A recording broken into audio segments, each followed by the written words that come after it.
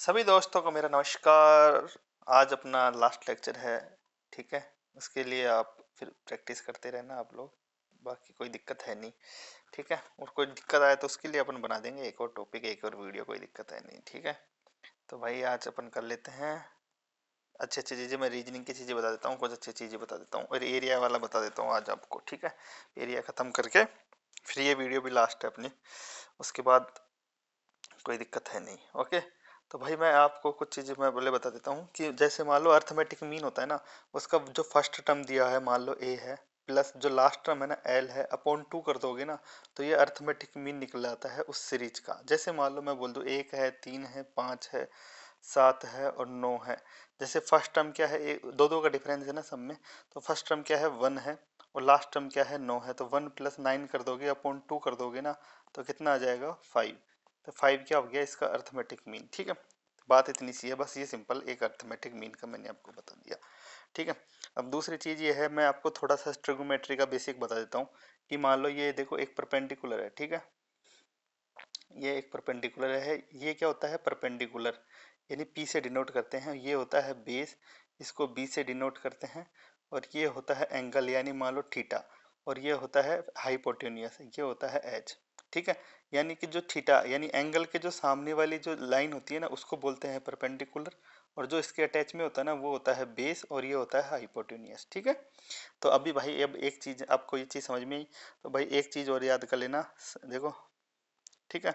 अब एक चीज क्या याद रखोगे, सिंपल सा, कि पंडित बद्री प्रसाद हर हर बोले सोना चांदी तोले। तो पंडित बद्री प्रसाद, ठीक है, पी बी पी, हर हर बोले सोना चांदी तोले, ठीक है, सोना चांदी तोले। तो ये हो गया देखो, P upon H, B upon H और पी अपॉन बी, ये हो एस, एस को डिनोट करता है साइन थीटा, ठीक है। और कोस सी को डिनोट करता है कोस थीटा, और टी को डिनोट करता है टेन थीटा, ठीक है, टेन थीटा। अभी इसका मतलब क्या है कि भाई पी क्या है, पी यानी परपेंडिकुलर अपॉन हाइपोटेनियस करोगे ना, पी परपेंडिकुलर अपॉन हाइपोटेनियस, तो ये होता है साइन थीटा, और थीटा क्या है, ये जो एंगल होता है ना ये थीटा है, ठीक है। और पी अपॉन बी अपॉन यानी बेस अपॉन हाइपोटेनियस करोगे ना तो वो होता है कोस थीटा होता है, और आपको पता है ही। और पी परपेंडिकुलर अपॉन बेस होता है वो टेन थीटा होता है, ठीक है। मतलब सिंपल सी चीज़ होती है कि sine theta upon cos theta भी अपना टेन थीटा ही होता है, ठीक है। ये भी आप समझोगे तो टेन थीटा होता है। अब ये कैसे आया, ये सिंपल सा है, पी अपॉन एच करोगे या P upon B upon H करोगे, एच से एच कट जाता है, पी अपॉन बी हो गया, ठीक है। यानी sine theta upon cos theta ये होगा। तो भाई बात इतनी सी है, ये एंगल है, ये ऐसे बना के रखो आप थीटा। अभी आप अभी मेरे से बोलोगे कि भाई इसका क्या मतलब हुआ, ठीक है, इसकी वैल्यू कैसे निकालते हैं। तो इसकी वैल्यू निकालने के लिए क्या करते हैं, सबसे पहले यहाँ पे कर दो आप, ठीक है। यहाँ पे अपन कर बना देता हूँ मैं आपको, यहाँ पे कर दो जीरो, 30 डिग्री, 45 डिग्री, 60 डिग्री और 90 डिग्री, ठीक है। ये वैल्यूज होती हैं डिग्री में, देख लो ये डिग्री है, ये डिग्री है, ये डिग्री है, ये डिग्री है, ठीक है। जीरो से लेके आपको 90 तक पता होना चाहिए, वो कोई दिक्कत है नहीं।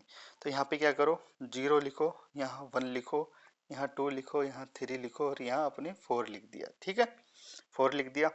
तो अभी इसमें क्या करो आप, चार चार से डिवाइड कर दो, ये चार से कर दिया, ये चार से कर दिया, ये चार से कर दिया, ये चार से कर दिया और ये चार से कर दिया, कर दिया। तो अभी यहाँ पे है ये साइन थीटा, ठीक है, ये क्या है साइन थीटा। तो भाई साइन थीटा क्या हो गया, साइन थीटा अगर मान लो 0 डिग्री है तो, और है ना, फिर इसका अंडर रूट कर दो, अंडर रूट कर देंगे अपन, जो भी आया ना आपका उसका अंडर रूट कर दो, कर दिया, ठीक है, आपका कर दिया। ये तो वन होता है, वन का अंडर रूट वन ही होता है, जीरो।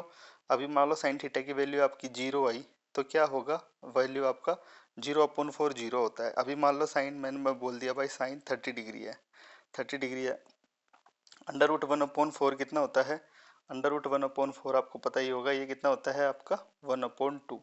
तो साइन 30 कितना हो गया, वन अपॉन टू, ठीक है। अब ऐसे ही मैं बोल दूँ भाई साइन 50 कितना होता है, साइन 45, साइन 45 डिग्री कितना हो गया, ये एक बटा दो हुआ है ना, एक बटा दो, तो क्या हो गया भाई, एक अंडर रूट एक का तो एक ही होता है, वन अपॉन रूट टू हो गया, ठीक है, one upon root two sine 45। अभी ऐसे ही मैं बोल दूँ भाई साइन 60 कितना हो गया, साइन 60 देखो कितना हो गया, साइन 60 हो गया रूट थ्री बाई फोर, यानी भाई अंडर रूट फोर का तो टू हो जाता है, तो रूट थ्री अपॉन 2, ठीक है, ये हो गया। और ये तो 1 होता है ही, तो साइन 90 कितना हो गया आपका, आपको वैल्यू याद रहेंगी ना अब, ये साइन 90 कितना हो गया 1, ठीक है। तो भाई ऐसे करके अपन ये इस रेशो में वो पी और एच का रेशो आ गया ये तो हो गया साइन थीटा का, ठीक है। अब ऐसे ही मतलब 0 डिग्री, 0, 30, 40, अभी आपको समझ में आया ना, 45, 60 और 90। आप बोलोगे कि भाई कोस थीटा कैसे निकाले, तो भाई कोस थीटा यहाँ पे लिख दो। अभी जैसे अपन ने 1 2 3 4 0 1 2 3 4 किया था ना, तो ऐसे ही 0 की जगह आप क्या कर दो, उल्टा लिख दो बस इसको, 4 3 2 1 0, सिंपल लिख दिया। फिर वही 4 से डिवाइड कर दिया 4 से डिवाइड। यानी जो साइन की वैल्यू होती है ना उल्टी, वो इनका कोस की वैल्यू उल्टी होती है उसमें, ठीक है। तो भाई कोस थीटा क्या आ गया, 4 से 4 कट गया तो 1 आएगा, ठीक है। तो कोस थीटा अगर मान लो मैं 0 कर दूं इसको, तो 0 की क्या वैल्यू आएगी, कोस कोस थीटा की वैल्यू 0 है तो वो 1 आ गई, यानी थीटा अगर 0 हुआ तो 1 आ जाती है, ठीक है। 30 हुआ तो क्या आती है, इसका वही अंडर रूट कर देंगे, तो कोस 30 कितना हो जाएगा, वो हो जाएगा √3/2, सिंपल समझ में आया, ठीक है। ऐसे ही 45 कितना आ जाएगा, 45 तो भाई वही आएगा 1/√2, भाई 1/√2 आ गया, ठीक है। और 60 कितना आ गया, कोस 60, वही उल्टा हो रहा है ना उसका, वो 30 में तो था तो ये 60 में आ गया, इसका आ गया 1/2, अंडर रूट करना होता है ना सबका। और कोस 90 कितना हो गया 0, ठीक है। कोस 90 कितना हो गया 0, सिंपल। बस ही भाई इतनी सी बात सिंपल है। ऐसे ही टेन की आ जाती है, टेन में तो क्या कोस sine theta upon cos theta कर देते हैं।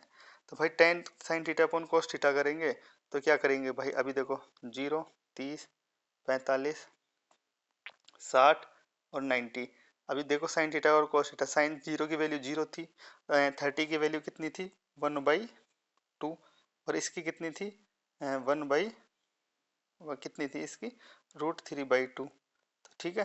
तो यही थी ना कोस 30 की वैल्यू, साइन 30 की वैल्यू कितनी थी 1/2, और इसकी 1/√3/2। तो भाई ये आ गया भाई साहब, ठीक है, ये ऊपर चला गया, इससे ये कट गया ना, ये कट गया, तो कितना आ गया 1/√3, ये कितनी आ गई वैल्यू 1/√3। 45 तो 1/√2 अपन 1/√2 1 होता है।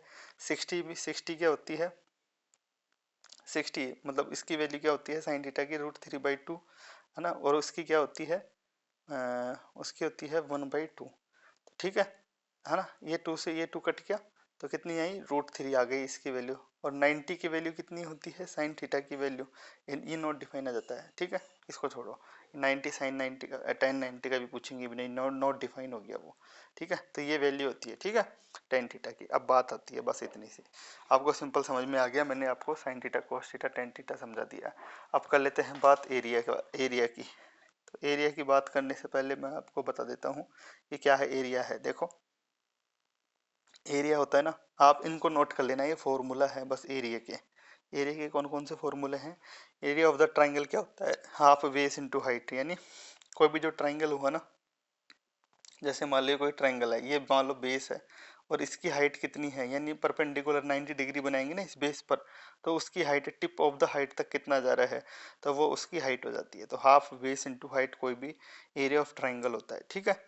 अभी मान लो आपको ये नहीं दिया हुआ, हाइट नहीं दी हुई है मान लो आपको, और साइडें दी हुई हैं, 3 साइडें दी हुई हैं, ठीक है। तो भाई उसका एरिया कैसे निकालते हैं, उसका एरिया मान लो ये 3 साइडें हैं, ठीक है, ये ए है, ये बी है और ये सी है। तो ये फॉर्मूला लगता है हीरोन्स का फॉर्मूला। हीरोन्स का फॉर्मूला क्या लगता है, अंडर रूट कर दो S-A S-B S-C, ठीक है। ये देखो ये वाला फॉर्मूला लगता है। और फिर S क्या होता है, S होता है आपका A+B+C को 2 से डिवाइड कर दो, ये आपका S होता है। यानी 3 साइडें दी हुई होती है ना, तो आपका एरिया निकल जाता है इससे, हीरोन के फॉर्मूले से, ठीक है।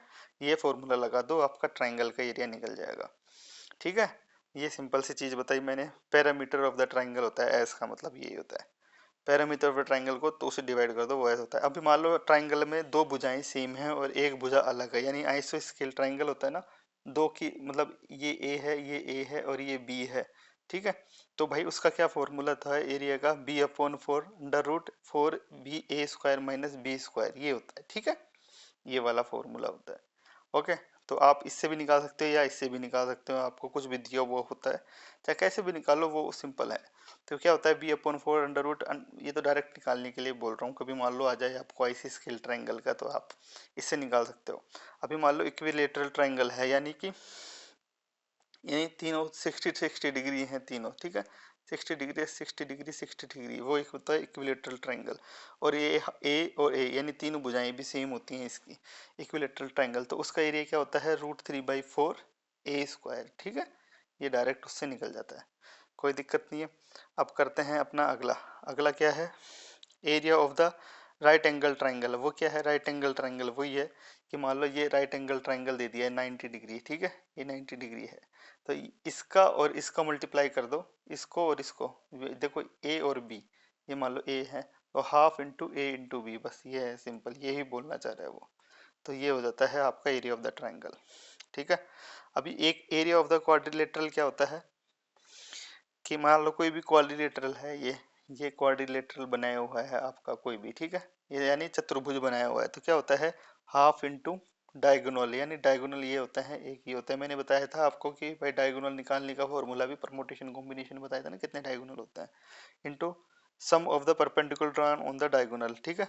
और इनका जो परपेंडिकुलर निकलता है ना, जैसे ये डायगोनल, देखो ये डायगोनल है मान लो, ठीक है, अब इससे परपेंडिकुलर निकालेंगे ना ये, प्लस इसका परपेंडिकुलर निकालेंगे ना ये, वो होता है, वैसे आपसे पूछेंगे नहीं कभी ये वाला, पर आप बता दूं कि मान लो इनका ये फॉर्मूला ये होता है फॉर्मूला आप लिख के रखो, कोई दिक्कत नहीं है, कभी फ्यूचर में काम आ जाए आपके तो जरूरत पड़ जाए, ठीक है।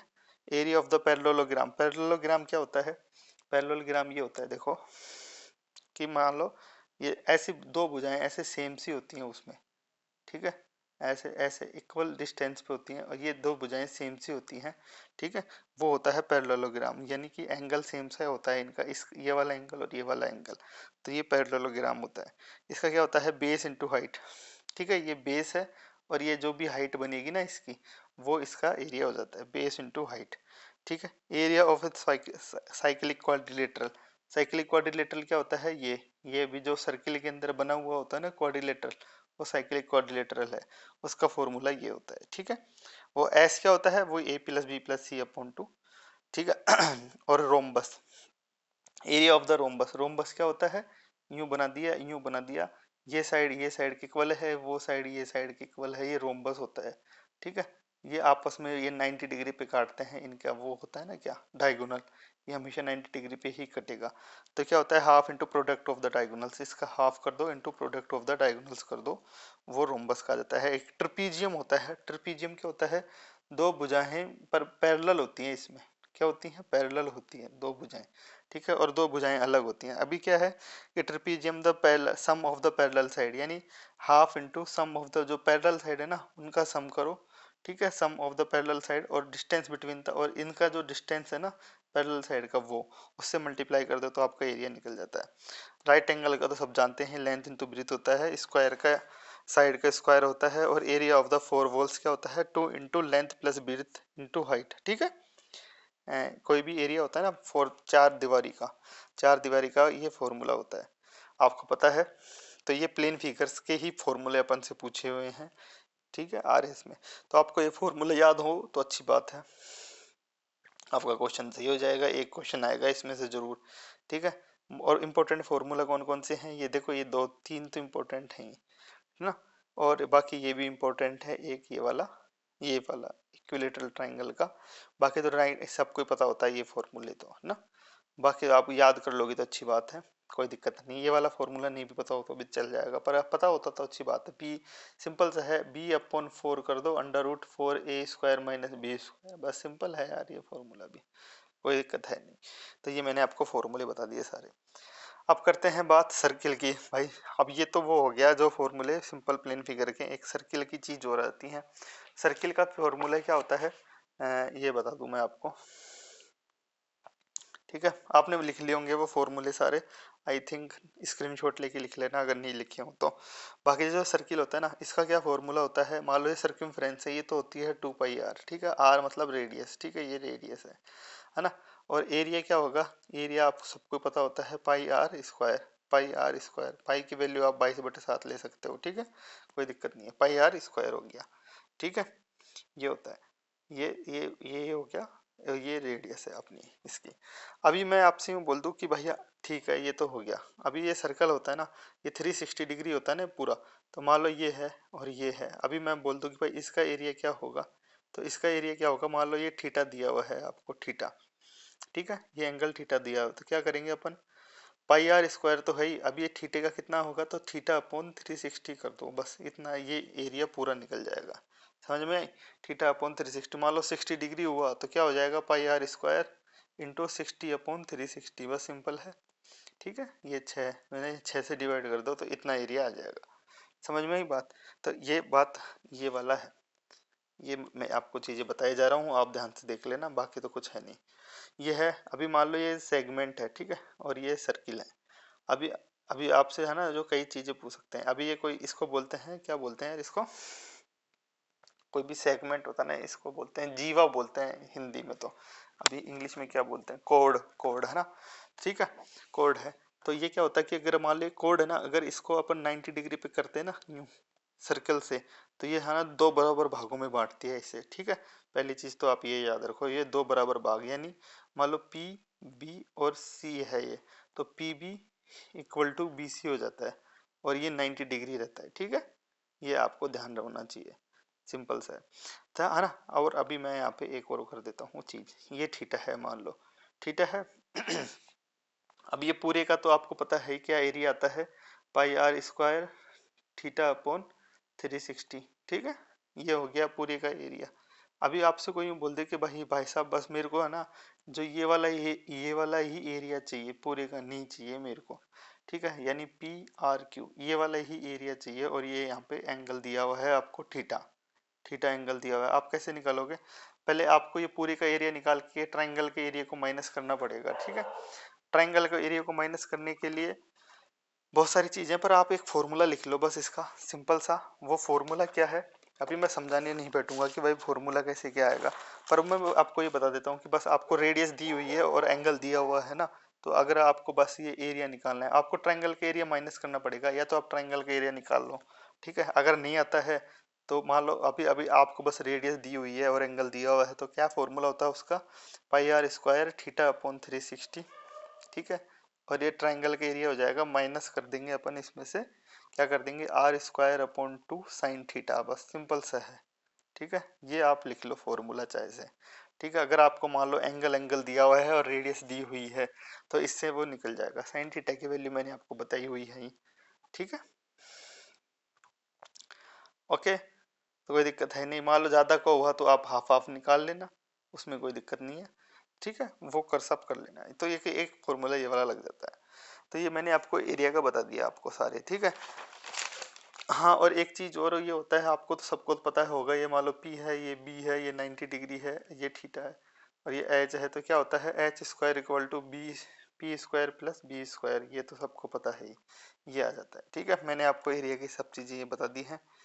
और क्या होता है, हाँ, मान लो दो ट्राइंगल सिमिलर हैं, यानी triangle A B C similar to triangle P Q R, ठीक है, ये होता है। तो इसका एरिया जो भी आ रहा है ना, एरिया ऑफ द ट्राइंगल ये, और इसका एरिया, ठीक है, बराबर अपॉन करेंगे ना अपन, जैसे मान लो area of triangle A B C upon area of triangle P Q R, ये बता रहा हूँ पर ये आता है नहीं, पर बता देता हूँ आपको, ठीक है, ये मैंने बता दिया।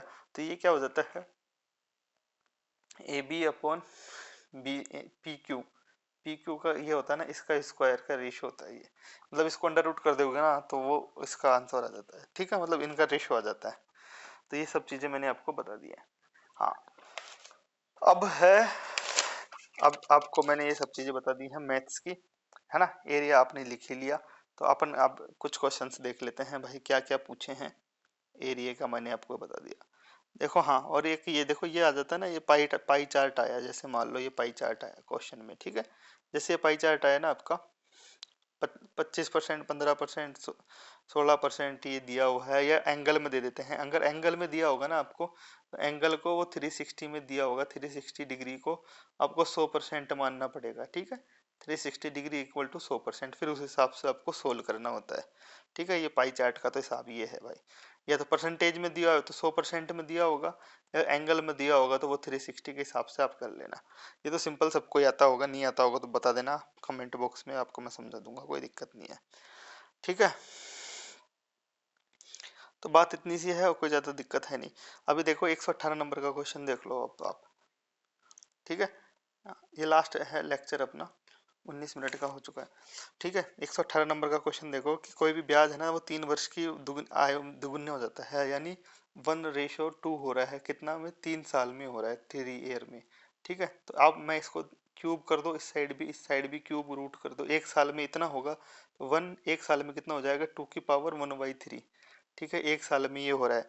अब आपसे बोल रहा है कि 9 वर्ष में कितना हो जाएगा, तो क्या करेंगे अपन, 2 है ना, इसको 1/3 है, 9 वर्ष में हो रहा है तो इसको क्या करेंगे अपन, 9 से मल्टीप्लाई कर देंगे, इस वाली जो पावर है ना उसको, तो कितना आ जाएगा, 3, यानी 1/2 हो जाएगा 9 वर्ष में। तो 2×2=4=8, यानी 8 गुना हो जाएगा। ठीक है, ये सिंपल मैंने आपको चक्रवृद्धि ब्याज में बहुत सारे बताए हैं क्वेश्चन, ऐसे कर करके आप उस तरीके से कर सकते हो, है ना। तो इसमें आंसर आ जाएगा आपका 8। ठीक है, ये आ गया। और ये देखो 10 वर्ष में 2 वर्ष का चक्रवृद्धि ब्याज का साधारण ब्याज चक्रवृद्धि ब्याज का अंतर 877 रुपये है, 10% वार्षिक ब्याज की दर से। ये तो बहुत सारे क्वेश्चन किए हैं अपन ने, मैंने आपको बताया भी था। ये मान लो 1/10 समझ लो, या तो फॉर्मूले से कर दो या डायरेक्ट ऐसे भी कर सकते हो, 1/10 1/10 100 अपन ये मूलधन मान लिया, तो इनका ब्याज कितना आएगा, 10, इसका भी 10, और फिर इसका चक्रवृद्धि ब्याज कितना आ जाएगा, 10 का 1, यानी 1। तो भाई अंतर कितना है, 1 रुपये बराबर कितना है आपका, 874 रुपये है। तो 100 बराबर कितना आ जाएगा, मूलधन 100 रुपये है ना, तो 874 000। बस सिंपल, देखो मुँह जवानी है आंसर इसका, 874 000। ये देखो बहुत सिंपल है क्वेश्चन, ये आंसर आ जाएगा इसका, है ना। ये तो मैंने आपको बताया ही था। अब ये देखो 116 नंबर का क्वेश्चन देखो आप, है ना। ये परसेंटेज मैंने बताई थी ना, जनसंख्या भाई 2 वर्ष पहले क्या हो जाएगी, तो कहने का मतलब है कि मान लो ये एक्स जनसंख्या है। ठीक है, ये या तो एक्स है, ये एक्स है, क्या 5% ऐसी हुई, 105/100 इंटू 105/100। ठीक है, इक्वल टू कितनी हो गई आपकी, 926100। तो एक्स की वैल्यू आ जाएगी। एक तो इस तरीके से कर सकते हो। दूसरा तरीका क्या है, 116 नंबर का क्वेश्चन है कि मतलब भाई जनसंख्या क्या है, 5% से बढ़ रही है, यानी 5% कितना होता है, 1/20, यानी मान लो जनसंख्या 20 से 21 हो रही है 2 साल के लिए, ये 20 से 21, ये 20 से 21 हो रही है, यानी भाई 400 जनसंख्या थी, कितनी हो गई आपकी, 441 हो गई। तो सिंपल सी बात है, आपको क्या करना है, 441 इक्वल टू कितना कर देना है, 926100। ठीक है, 926100। ठीक है, ये कर दिया मैंने। तो 1 बराबर कितना आ जाएगा, उसको फिर 400 से मल्टीप्लाई कर दो। तो ये क्या है, 21 का क्यूब है ये, अगर इससे डिवाइड करोगे ना तो 21 आएगा आपका, 2100 आ जाएगा। ठीक है, तो भाई 2100 है ना, 2100 आ गया। तो भाई 2100 गुणा कितना करेंगे अपन, फिर अपन कर देंगे उसको गुणा कितने से, 400 से, क्योंकि 400 निकालना है ना अपन को, 400 है, 441 बराबर ये है, तो 400 बराबर कितना आ जाएगा, 21×4 = 84। तो ये वाला आंसर आ जाएगा। ठीक है, ये दूसरा ही नंबर वाला। ठीक है, मैंने आपको ये भी बताया था कि कैसे किया जाता है, बहुत सारे बताए हैं यार ये क्वेश्चन, तो आप कर लेना। ठीक है, और क्या क्वेश्चन है, ये देखो मजदूरी वाला कल ही समझाया था मैंने आपको, ये देखो आप कल परसों ही बताया था ना। ये मजदूरी में देखो आदमी औरतें ये है, टोटल औरतें भाई नंबर ऑफ पर्सन दिए हुए हैं आपको, कितना किस अनुपात में है, मेल है, फीमेल है और चाइल्ड है, कितना है, 9 4 और 1। ठीक है, और इनकी ईच की मजदूरी कितनी दी हुई है आपको, 8 5 और 3 दी हुई है। ठीक है, तो भाई टोटल मजदूरी कितनी हो जाएगी, 9×8 = 72 हो गया, चार रेशो 5×4 = 20 हो गया, और ये 3 हो गया। ठीक है, तो 72 20 और 3 कितना होता है, 95। तो भाई 95 बराबर कितना दिया हुआ है आपको, 2850। यहाँ कर देता हूँ, 95 इक्वल टू 2800, 2800 2850। ठीक है, 2850 है। अब 95 को इससे डिवाइड कर दो, 1 बराबर कितना आ जाएगा, 2850/95। ठीक है, कर लिया, कितनी बार जाएगा ना, 3 बार चला जाएगा, ठीक है, यानी 30 बार आ गया, तो 1 बराबर 30 हो गया भाई साहब। तो भाई बच्चों की मजदूरी कितनी मिलेगी, ये 1 बराबर 30 है तो 30 3 90 रुपये मिल रही है बच्चों की मजदूरी, टोटल बच्चों की मजदूरी मिल रही है 90 रुपये। पर बच्चे कितने हैं आपको ये दिया हुआ है कि भाई इसमें 60 औरतें हैं, तो 60 औरतें हैं ना, तो 4 बराबर 60 है, मान लो बच्चे कितने होंगे फिर, 4 बराबर 60 है तो 1 बराबर 15, 15 हो गया। तो बच्चे कितने हैं इसमें, कितने हैं बच्चे, 15 बच्चे हैं भाई, एक रेशो में है ना बच्चे, तो 15 बच्चे हैं, तो 15 बराबर 90 है। तो ठीक है, एक एक बच्चे को कितनी मिलेगी फिर, 6 रुपये, तो आंसर कितना आ जाएगा आपका, 6 रुपये। ठीक है, तो आपका कितना आएगा इसमें आंसर, 6 रुपये आ जाएगा, देखो आ भी गया 6 रुपये, ये आंसर आ गया। ये पुराने क्वेश्चन हैं यार, इसकी कोई दिक्कत नहीं है। ये मिश्र धातुओं का तो बहुत ही सिंपल है यार, आपको देखो मैंने कल भी परस 2 3 दिन पहले बताया था, 7:2। आप देखो क्या करना है, 7, ये 7, अरे यार एक तो रुको, ये 7 है, 7 है, 7 है और ये 2 है, ठीक है, टोटल कितना हो गया 9, और ये एक कितना है, 7 और 11 है, ठीक है, इसमें कितना हो गया टोटल, 7 और 11 कितना होता है 18, इन दोनों का एलसीएम कितना है 18, तो इसको तो 2 से मल्टीप्लाई कर दो, इसको 2 से, 2 से, और इसको भी 2 से, इसको 1 से और इसको 1 से, तो 7 दूना 14 और 7 कितना हो गया 21 रेशियो, 2 दूना 4 और 11 कितना हो गया 15, तो 21 रेशियो 15 आंसर आ गया इसका, मतलब डिवाइड कर दो 3 से, तो 7:5, 7:5 इसका आंसर आ जाएगा, सिंपल आ गया, 7:5 पहले ही उत्तर आ गया इसका, ठीक है। बाकी आप सारे क्वेश्चन कर लेना, कोई दिक्कत है नहीं। हाँ, मैं क्या बताना चाह रहा था कि मान लो ये देखो 111 नंबर का क्वेश्चन है ना, उसमें क्या करना होता है, आप कोई भी जनरेशन होती है ना, उस जनरेशन को मेल को आप लिख सकते हो, डिनोट कर सकते हो प्लस से, फीमेल को कर सकते हो इससे माइनस से डिनोट करना, ठीक है।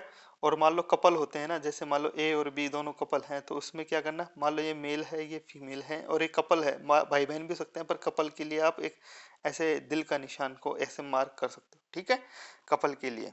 और भाई बहन तो फिर वो जनरेशन के हिसाब से चलता जाता है। अभी देखो ये एग्जाम्पल है, ये एग्जाम्पल समझ लो, ए श्रीमान बी से मिलते हैं, बी एक पुत्र सी और एक पुत्री डी का पिता है। अभी देखो बी को बता दिया इसने, बी क्या है, प्लस है, यानी पिता है, ठीक है। ये किस किस का है, ये सी का है, यहाँ पे कर देता हूं मैं, और किसका है, रुको एक सेकेंड, सी और एक, सी का सी क्या है, इसका पुत्र है प्लस, और डी क्या है, एक पुत्री का, यानी डी इसका माइनस पुत्री है। ई ए की माता है, ई ए की माता है, अभी अभी कोई नहीं पता अपन को, यहाँ पे कर सकते हैं अपन, ई ए की माता है, यानी ए यहाँ पे कोई है उसकी माता है, ए पता नहीं कौन है, माइनस है ये प्लस है कोई पता नहीं है। सी विवाहित है और उसका एक पुत्र है, सी क्या है, विवाहित है ना, और उसके एक पुत्र है, यानी सी का एक पुत्र भी है, ये नहीं पता अपन को कौन है पुत्र, ठीक है। ई बी की पुत्र वधु है, ई बी की पुत्र वधु है, यानी इसकी ही वाइफ होगी भाई, ई है ना, तभी तो ये पुत्र वधु बन रही है ये बी की, ठीक है, बी की पुत्र वधु है। ए किस प्रकार बी से संबंधित है, ठीक है, ए किस प्रकार बी से संबंधित है, ओके। देखो ए श्रीमान बी से मिलते हैं, बी एक पुत्र सी और एक पुत्री डी का पिता है, सी और डी का पिता है, ठीक है। और ई ए की माता है, ई ए की माता है, सी विवाहित और उसका एक पुत्र है, सी विवाहित है और उसका एक पुत्र है, पुत्र कौन पता नहीं कौन है ना, ठीक है। ई बी की पुत्र वधु है, देखो ये है ना, मैंने देखो ई यहाँ पे आएगा, ई बी की पुत्र वधु है, ठीक है। ए किस प्रकार बी से संबंधित है, ये किस प्रकार बी से संबंधित है। अब इस क्वेश्चन को आप है ना, आप कर लेना, वैसे वैसे इसी तरीके से दिया हुआ, कुछ मिस हो गया क्या यार अपन से, ठीक है। हाँ, ऐसे करके अपन कर सकते हैं, रुको अभी हाँ, इस तरीके से अपन क्वेश्चन कर सकते हैं, अभी मैं बता दूंगा, इसको बाद में बता देते हैं, अपन टाइम लग रहा है यार इसमें, ठीक है। ये भी परसेंटेज का है, ये देखो एरिया का है, मैंने बताया ना 4 दीवारी का एरिया आता है तो कैसे क्या करते हैं, उसमें मैंने बताया, देखो ये लंबाई चौड़ाई है, ऊंचाई को है ना 2 बार इससे 12 से भी मल्टीप्लाई करो 2 बार, और 6 से भी। इसका एरिया मैंने आपको बताया ही था, क्या एरिया बताया था, दीवारों का जो एरिया होता है ना, 116 नंबर का क्वेश्चन देखो। और जो दीवारों का एरिया बताया था ना, क्या होता है दीवारों का area, 2 into length plus breadth into height, ठीक है, एरिया ऑफ द 4 वॉल्स, है ना। अब यही क्वेश्चन पूछा है उसमें, 2 into length plus breadth into height. ये कौन सा क्वेश्चन है, ये 2 into length into breadth plus height. ये देखो दीवार का एरिया आ जाएगा 2 इंटू लेंथ प्लस ब्रीथ, यानी लेंथ कितनी है 12, और ब्रीथ 12 और 6 कितना हो जाएगा, 12 प्लस 6 18 हो गया, और हाइट कितनी है 4, ठीक है, ये 4 हो गया, तो कितना हो गया एरिया, 12 और 6 18, 18 चौका 72 दूनी 144, तो 144 मीटर स्क्वायर, तो इसका एरिया हो गया। पर अब ये बोल रहा है कि 2 दरवाजे हैं, ठीक है, 2 दरवाजे 2 इंटू 1 यानी 4 मीटर का एरिया, तो ये हो गया। और 2 खिड़कियां हैं तो 1.5 मीटर वाली 2 खिड़कियां, 3 ही हो गया, 4 3 7 को माइनस कर देंगे इसमें से, ठीक है, 7 को माइनस किया तो कितना बचा आपका 137, 137 को 15 से मल्टीप्लाई कर देंगे तो आपका 2055 इसका आंसर आ जाएगा। देखो एरिया का सिंपल क्वेश्चन मैंने बताया, आप ऐसे कर सकते हो, माइनस कर देंगे ना भाई दो दो, तो इस तरीके से अपन कर सकते हैं। बाकी तो देखो ये घड़ी वड़ी का है, हाँ, तो बस सब चीज़ें हैं, ये मैंने आपको बताया ही था उस टाइम भी, और ये आपको कर सकते हो 1 से लेके 56। हाँ देखो ये वाला ये क्वेश्चन मैंने इसलिए बताया वो आपको, ठीक है। देखो इसमें देखो पहली टर्म क्या आ जाएगी 12 आ जाएगी इसमें, 112 नंबर का क्वेश्चन बता रहा हूँ, इसमें पहली टर्म आ जाएगी 12 और लास्ट टर्म आएगी 156। देखो सिंपल कर लो, 12 प्लस 156 कितना होता है, इसको 2 से डिवाइड कर लो, इसका क्या आ जाएगा आपका मीन आ जाएगा, ठीक है, कितना होता है 100 कितना आया 12, 12 है ना उसका, हाँ ठीक है, वो करके देख लेना आप, इस फॉर्मूला मैंने आपको बता दिया सारे के सारे, कोई दिक्कत आए तो वो पूछ लेना। ओके, तो ये चीज़ें हो चुकी हैं, मैं आपको फटाक से बता देता हूँ। बाकी ये कोइन वाला भी मैंने आपको बता दिया था, उस तरीके से कर लेना, ठीक है, ये वैल्यू आपकी आ जाएगी, कोई दिक्कत है नहीं। आपको कोई दिक्कत आए तो मेरे को बता देना। मैं क्या बताना चाह रहा था, विश वीडियो इतनी डालूंगा यार मैं, ज़्यादा हो जाती है फिर, है ना। मैंने आपको ट्रिक ही बताई दी, बाकी तो आप करते रहना। और ये देखो ये है ना, वो मैं क्या बता रहा था, ये वेन डायग्राम होते हैं ना, आप इसको अच्छे से कर लेना, मैंने वेन डायग्राम बताया भी था, और इसमें क्वेश्चंस भी आए हैं, वो आप करते रहना, ठीक है। आ, है ना, वेन डायग्राम देखो ये वाला, जैसे 129 नंबर का क्वेश्चन है, ये बोल रहा है कि कोई भी कुछ खिलाड़ी वॉलीबॉल, देखो बास्केटबॉल के कुछ खिलाड़ी वॉलीबॉल के भी खिलाड़ी हैं, यानी बास्केटबॉल ये हो गया और वॉलीबॉल का ये हो गया, बास्केट हो गया और वॉलीबॉल हो गया, वॉलीबॉल हो गया, ठीक है। छठा, वॉलीबॉल के कुछ खिलाड़ी बैडमिंटन के भी खिलाड़ी हैं, ये बैडमिंटन हो गया, ठीक, ठीक है। बास्केटबॉल का कोई भी खिलाड़ी बैडमिंटन का नहीं है, यानी अलग अलग है ना, कोई भी नहीं है, ठीक है। तो कौन सा प्रदर्शित करेगा, तो फर्स्ट इसका आंसर आ जाएगा, ये वाला आप कर सकते हो ऐसा। ओके, तो ये क्वेश्चन सिंपल होते हैं, कोई दिक्कत वाली है नहीं। ये देखो ये वेन डायग्राम का ही है, 93 नंबर का क्वेश्चन। एक समूह है, हर लड़का क्रिकेट हॉकी, वही बोल A union B union C वाला चीज ना। अभी इसमें देखो इंटरसेक्शन पूछा है, A intersection B intersection C, ये पूछा है इसमें, और उस फॉर्मूले से अपन लगा सकते हैं कितना क्या आएगा, ठीक है। हाँ 94 नंबर का क्वेश्चन बता रहा था मैं, ये देखो ये 94 नंबर का बड़ा ही जबरदस्त क्वेश्चन है, एक वर्ग है, ठीक है। इसके अंदर क्या है, एक वर्ग है, ये वर्ग बना हुआ वर्ग, आपको वर्ग का एरिया पता हो कितना होगा, मान लो ये वर्ग का एरिया है पहली बात तो, ठीक है। अभी वर्ग में क्या होगा, जैसे मान लो मैं यूं बोल दूं कि भाई ये 90, ये 4 कोने बन रहे हैं 360 के, ठीक है, 360, तो एक कोना 90 डिग्री का हो गया ना ये, मान लो ये 90 डिग्री का है ये, और ये आपको है ना एरिया क्या होगा इस वर्ग का, इस वर्ग का एरिया क्या होगा कि ये डायगोनल मान लो, आप समझ लो ये डायगोनल समझ लो, ठीक है। इसका एरिया क्या होगा, इसका एरिया हो जाएगा इस वर्ग का 2r², कैसे भी कर लेना, वो आपको सिंपल समझ में आ जाएगा कैसे किया इसमें मैंने, ठीक है। ये 45 डिग्री या कैसे भी समझ में आएगा, तो ये 2r² हो जाएगा। ऐसे ही ये ट्राइंगल का एरिया निकलेगा, उसमें एक ट्राइंगल है, ये इक्विलेटरल ट्राइंगल है इसमें, ठीक है, इसका एरिया निकालेंगे इसमें। ओके, ठीक है दोस्तों, है ना।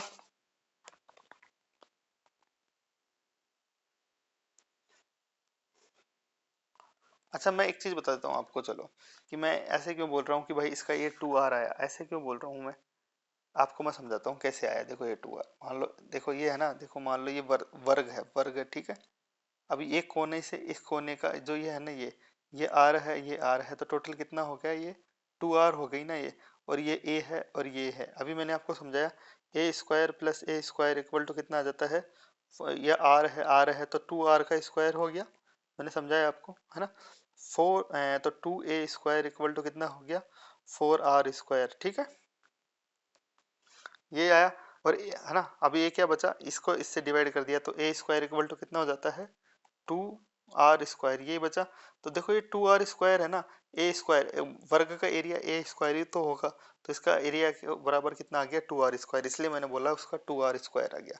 ऐसे ये इक्विलेटरल ट्राइंगल है, ये इक्विलेटरल ट्राइंगल है बना हुआ। अभी इस ट्राइंगल का एरिया आपको निकालना हो तो कैसे निकालोगे आप, देखो ये देखो 120 120 120, ये 120 डिग्री है। अगर मैं मान लो इसको हाफ कर देता हूँ तो ये 60 डिग्री है, ये 60 डिग्री है। तो आपको क्या करना है, सिंपल आर के टर्म में निकालना है। तो ये मान लो 60 डिग्री ये है, ठीक है, और ये है आपका आर। तो आपको ये वाली वैल्यू निकालनी है, ठीक है। ये वैल्यू कैसे निकलेगी आपकी, ये वाली, तो भाई इसके सामने ये परपेंडिकुलर होता है, मैंने आपको समझाया ही था। तो P अपॉन आर, यानी P upon R equal to कितना हो जाएगा, साइन 60, ठीक है। साइन 60 कितना होता है, ठीक है। और अगर मान लो आपको ये एक वैल्यू आ गई ना, ये तो ये वाली पूरी वैल्यू निकाल के इस एंगल ट्राइंगल का एरिया निकाल सकते हो, √3/4 ए स्क्वायर के हिसाब से। तो इसका एरिया क्या आ जाएगा, मैंने आपको समझाया ना, P अपॉन आर, यानी साइन 60 कितना होता है, साइन 60 होता है √3/2, ठीक है। तो इसका एरिया कितना आ जाएगा, इसका एरिया आ जाएगा आपका, तो भाई रूट ऐसे आ जाएगा √3/4 3r स्क्वायर, ठीक है। ये आ गया आपका एरिया आ जाएगा, तो 3√3/4 r स्क्वायर, इसका एरिया ये आएगा, ठीक है। अभी आपको क्या करना है, देखो वो तो एज है और ये टी, अब है ना इसको वैल्यू को आपको रख रख के देखना पड़ेगा आपको, तो ठीक है, तब जाके आपका आंसर आ जाएगा, इसका फोर्थ आंसर आएगा। तो ऐसे करना पड़ता है आपको, देखो दिमाग लगा के करना पड़ेगा। नहीं आता है तो कोई बात नहीं, पर आपको मैं बता रहा हूँ, अगर नहीं समझ में आया तो कमेंट बॉक्स में बता देना, मैं बता दूंगा, ठीक है। हाँ, और एक चीज है कि देखो ये वाटर इमेज होती है ना, वाटर इमेज और मिरर इमेज में क्या अंतर होता है। वाटर इमेज होती है ना, वाटर इमेज में क्या होता है कि जो ये लेफ्ट राइट है ना, ये तो सेम होता है, यानी लेफ्ट और राइट का सेम टू सेम लिखा गया है, देखो जैसे सी है वैसे ही सी आ जाएगा। पर जो ऊपर नीचे है ना वो उल्टा हो जाता है, यानी बी उल्टा हो जाएगा, यूं सीधा हो जाएगा, वाटर इमेज में ये होता है। और मिरर इमेज में क्या होता है, मिरर इमेज में सेम टू लेफ्ट और राइट चेंज हो जाते हैं, जैसे ए का ए ही रहेगा, ऊपर नीचे सेम रहते हैं, top top bottom bottom same होता है मिरर इमेज में, पर लेफ्ट राइट चेंज हो जाता है। जैसे बी यूं है तो ये बी ऐसा आ जाएगा, सी यूं है तो सी आ जाएगा, समझ में। वाटर इमेज और मिरर इमेज में ये अंतर होता है, इंपॉर्टेंट चीज ये है, बाकी कुछ है नहीं। तो मैंने आपको ये सब चीजें बता दी हैं, ठीक है। कोई भी क्वेश्चन नहीं आए इनमें से स्क्रीनशॉट ले लेना और इसको कर लेना, जो भी क्वेश्चन नहीं आए वो मेरे को बता देना, मैं आपको बता दूंगा कि हाँ ये क्वेश्चन नहीं आ रहे हैं, ठीक है। बाकी मैंने आपको सारी मैथ्स पढ़ा दी है और सारी रीजनिंग वीजनिंग सब हो चुकी हैं। अब ये पाई चार्ट के वगैरह के हैं, ये तो सिंपल है, इनको मैं नहीं बताने वाला, आप कर लेना, बहुत सिंपल क्वेश्चन होते हैं ये, ठीक है। बाकी तो सब चीज़ें मैंने बता दी हैं। चलो ठीक है, चलो भाई ठीक है, thank you very much, complete हो गई अपनी ये लास्ट वीडियो थी। कोई प्रॉब्लम आए तो कमेंट में लिख देना, बाकी ठीक है। बाकी जो एरिया कैसे निकाला वो ट्राइंगल का भी मैं बता देता हूँ, चलो यहाँ पे कि मैंने आपको कैसे बताया था वो एरिया मैं बता देता हूँ। एक सर्किल के अंदर वो ट्राइंगल का एरिया कैसा निकाला, ठीक है, ये भी बता देता हूँ जिससे वीडियो अपनी कंप्लीट हो जाएगी। मान लो ये ट्राइंगल है, ठीक है, ये इक्विलेटरल ट्राइंगल बताया हुआ था उस क्वेश्चन में, ये है क्या आपकी रेडियस, ये है सेंटर पॉइंट। अभी देखो सेंटर से ये है ना ये, और ये मैंने आपको क्या बताया था कि भाई 360 डिग्री बनता है सेंटर से कहीं भी घुमाओगे। तो भाई तीन पोर्शन इक्वल पोर्शन है, ये और ये, तो ये क्या हो गया 120 डिग्री, ये 120 डिग्री हुआ पक्का। तो अभी मैं ना इसको हाफ कर दिया, इसको हाफ कर दिया मान लो, और ये 90 डिग्री पे किया, तो 90 डिग्री पे किया ना, तो मान लो ये P है, ये B है और C है, तो PB इक्वल टू BC है, ये चीज़ समझ में आई आपको, ठीक है। अभी ये क्या है कि 120 डिग्री है ना, तो ये कितना हो गया 60 डिग्री, तो 60 डिग्री हुआ। अभी क्या है आपको देखो, ये 60 डिग्री है, ये है और ये है आपका 90 डिग्री। तो मैंने बताया था एंगल के सामने क्या होता है, परपेंडिकुलर, यानी PB क्या हो गया आपका परपेंडिकुलर, ठीक है। और ये रेडियस है, ये सर्कल की रेडियस है यहाँ पे यहाँ तक, और ये आर है, ठीक है। तो अभी मैं समझाऊँ आपको, देखो आपको आर अपॉन यानी हाई, देखो आर क्या हो गया आपका, एच हो गया, आर बराबर हाइपोटेन्यूस, तो पी अपॉन एच होता है, पी अपॉन एच होता है इक्वल टू साइन थीटा, यही होता है। आपको निकालनी है एक साइड, एक साइड निकल जाएगी ना आपकी सर्किल की, तो फिर उससे अपन को एरिया निकाल सकते हैं इक्विलेटरल ट्रायंगल का, 3/4 ए स्क्वायर होता है वो, ठीक है। तो भाई अभी पी अपॉन एच क्या होता है आपका, साइन थीटा। परपेंडिकुलर अपन को नहीं पता कितना है अभी, तो परपेंडिकुलर को ऐसे ही रख दो, हाइट कितनी है आपकी, रेडियस है, साइन थीटा कितना है, साइन 60 कर दोगे तो √3/2 आ गया। तो भाई आपकी पी कितनी आ गई, √3/2 आर आ गया, ये आ गया ना पी, पी ये आ गया आपका, ये मतलब ये वाला पोर्शन क्या आ गया, ये वाला पी बी, यानी पी बी, देखो पी बी कितना आया आपका, इरेजर ले लेता हूँ यहाँ पे, करो देखो आप अभी देखो है ना, ये आ गया अपना। तो भाई पी बी कितना आया आपका, पी बी पोर्शन बोल रहा हूँ बस ओनली अभी, ठीक है। तो है पी बी, तो पी बी कितना आया आपका, √3/2 आर, ये आया, एक सेकेंड,